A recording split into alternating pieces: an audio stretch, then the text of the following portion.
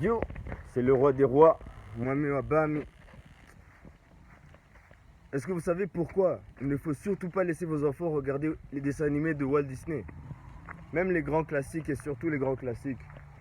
En fait, tu sais, genre, à l'époque, c'est bien, il y avait ce moment où tout le monde cherchait genre les signes subliminaux, tu sais, dans les...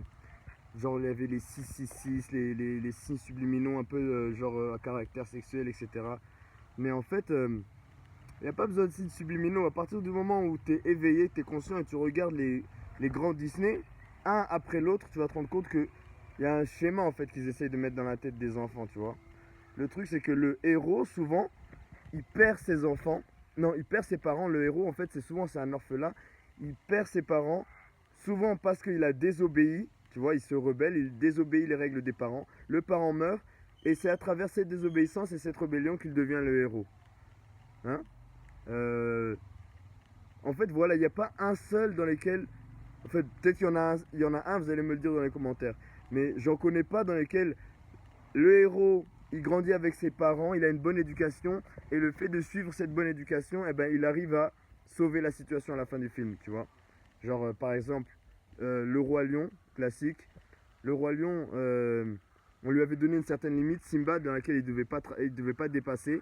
Il la dépasse, du coup son père il meurt. Une fois que son père il meurt, au lieu de retourner au village et de parler à sa famille de ce que Scar a fait, etc., lui il s'enfuit dans la forêt et voilà, Hakuna Matata, etc.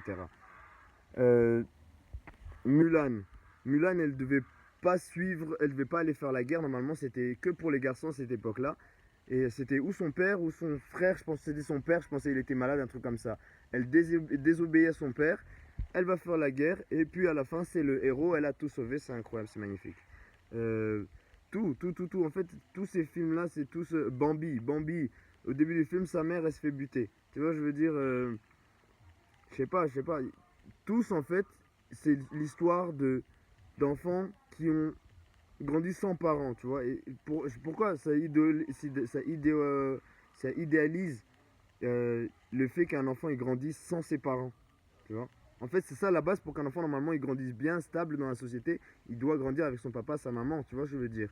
Euh, Tu vois, Hercule, son papa c'est un dieu, il est jamais là, ok, normal.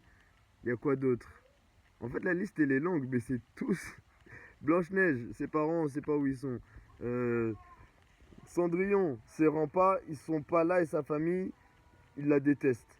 Apparemment, ils le font vivre un malheur, tu vois. Et toutes ces histoires, c'est récurrent, c'est toujours comme ça en fait. Moana aussi, elle avait certaines règles qu'elle devait suivre dans sa société, dans sa famille, et elle les a toutes bravées. Apparemment, c'est ça qui prouve qu'elle est brave, elle a la bravoure. Elle n'a pas respecté les règles et elle est partie à l'océan en fait, tu vois. Et ça, si tu regardes bien, en fait, ça s'est fait pour apprendre aux enfants à ne pas respecter les règles des parents et à être libre à travers une rébellion.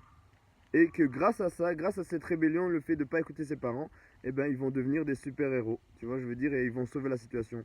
Le Roi Lion 2, Govu, le fils de Scar, il tombe amoureux de la fille de Simba. Et du coup, pour être accepté dans le clan de Simba, eh ben, il doit être l'ennemi de sa propre famille. Tu vois, en fait, dans chaque truc, c'est un truc, c'est récurrent. C'est comme ça. Aladdin, on sait pas où sont ses remparts. C'est tous comme ça. Voilà. Du coup, on se demande en fait pourquoi est-ce qu'ils font un si grand effort à détruire, euh, à détruire la famille, en fait. Parce que la famille, c'est sacré, tu vois. Mais en fait, dans ce genre de société dans laquelle on essaye de faire entrer dans la tête des enfants que qu'il faut s'émanciper le plus tôt possible, qu'il ne faut pas suivre des règles, qu'il ne faut pas avoir une vie traditionnelle, qu'il ne faut pas suivre les traditions, qu'il faut se rebeller face à l'autorité parentale, etc. En fait, tu vois que ces gens-là, ils n'aiment pas l'unité familiale euh, traditionnelle. Ils n'aiment pas l'unité familiale traditionnelle et du coup, ils font tout pour que dès le plus jeune âge, ils leur mettent dans l'esprit le fait qu'ils doivent vivre de manière individualiste, à contre-courant de leur culture, et que c'est grâce à ça qu'ils vont devenir le héros à la fin du film. Yes, ça. Je sais pas si tu le vois comme moi. Si tu le vois comme moi, vas-y, dis-moi, qu'est-ce que tu en penses? Ou si c'est pas le cas, donnez-moi une liste de films dans lesquels c'est pas le cas. dans laquelle les enfants ils suivent bien les parents, ils ont une bonne éducation et c'est grâce à ça qu'ils réussissent. Hein. Roi des rois, toujours présent.